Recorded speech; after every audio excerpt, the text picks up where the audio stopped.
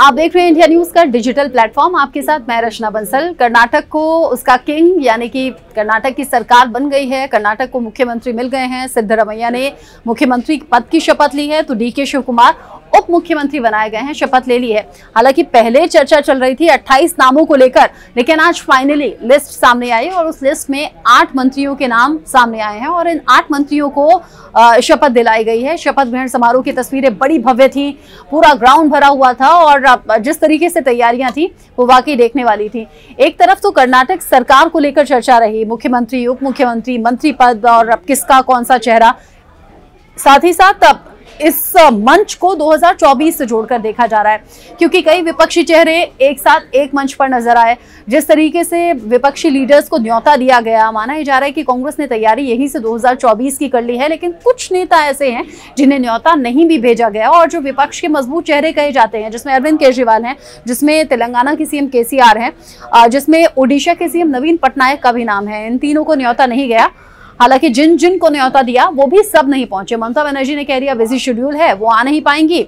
बाकी यहाँ पर बड़े बड़े नेता एक साथ नजर आए हैं। यहाँ पर नीतीश कुमार नजर आए, तेजस्वी यादव यहाँ पर नजर आए, शरद पवार यहाँ पर नजर आए। इसके अलावा उद्धव ठाकरे को बुलाया गया था और ऐसे बड़े नेता जब एक मंच पर पहुंचे तो बड़ा संदेश भी गया। महबूबा मुफ्ती थी, फारूक अब्दुल्ला थे और यहाँ विपक्षी एकता का जिक्र हुआ, विपक्षी एकता की बात हुई और कांग्रेस तो ये कहती हुई नजर आई, बड़े चेहरे ये कह रहे थे कि देखिए मोहब्बत की दुकान अब खुल गई है और नफरत का बाजार यहाँ पर बंद हो चुका है। शुरुआत कर्नाटक से हुई है, अब ये सिलसिला आगे बाकी राज्यों में चलेगा और 2024 में भी इसी तरह के नतीजे आएंगे। अगर कर्नाटक के रिजल्ट के बाद कांग्रेस इतनी ज्यादा कॉन्फिडेंट है तो थोड़ा सा इसे कहा जाएगा कि ओवर कॉन्फिडेंस का भी शिकार हो सकती है। स्टेप बाय स्टेप काम करने चाहिए। लेकिन जो अभी मंत्रिमंडल को लेकर चुनाव किया गया है उसमें कुछ खास बातें निकलकर सामने आई हैं।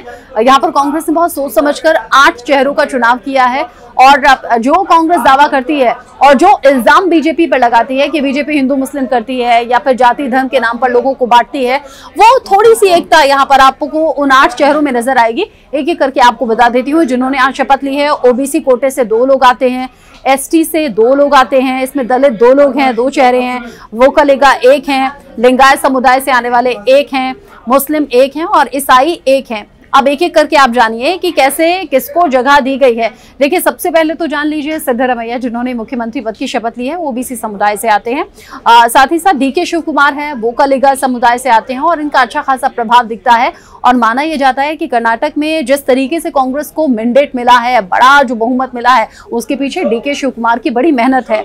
इसके अलावा जो एमबी पाटिल हैं वो दलित समुदाय से आते हैं। हालांकि जो भी चेहरे हैं बड़े अनुभवी हैं और दशकों का अनुभव इन्हें है। इनके अनुभव के आधार पर ही मंत्रिमंडल में इनका चुनाव हुआ है।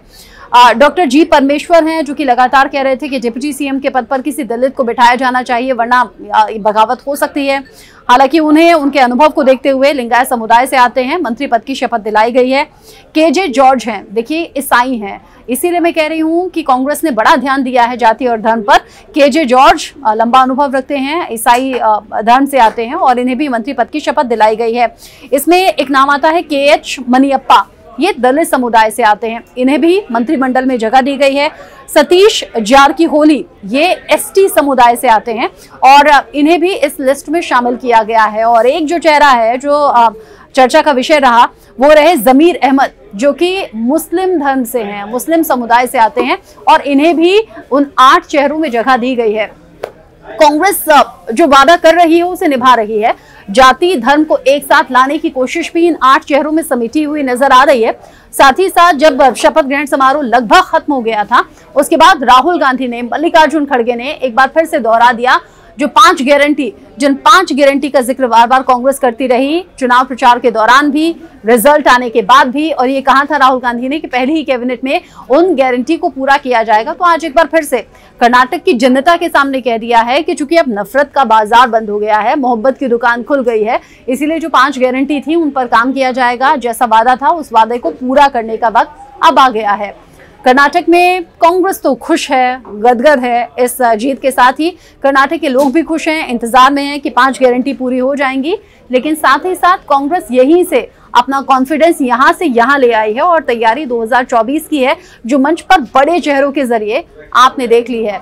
इस तैयारी को लेकर, 2024 की कांग्रेस की सोच को लेकर आप क्या सोचते हैं, बताइएगा।